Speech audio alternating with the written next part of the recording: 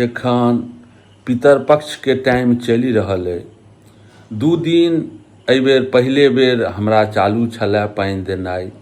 2 दिन पानि देलिए, हमरा सबके जन्मा शौचके सूचना आबि गेल जे एना एना भऽ गेलै।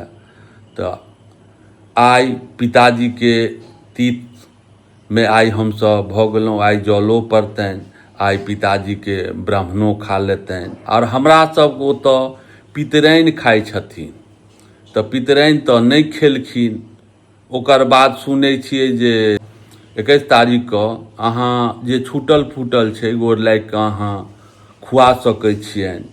लेकिन एगो चीज देखै छिए एहि पोथीमे जे माय बापके जीवैतमे 1 लोटा पानि नहि देलकनि, 1 लोटा पानि नहि देलकनि, ओ बेटा पुतोहु एखन अपन साउसके, अपन ससुरके की नीक लगै छलनि हेँ से चीज खुअबैत रहै छथिन जे हमर ससुरके इएह चीज नीक लगै छलै, हमर साउसके इएह चीज नीक लगै छलै।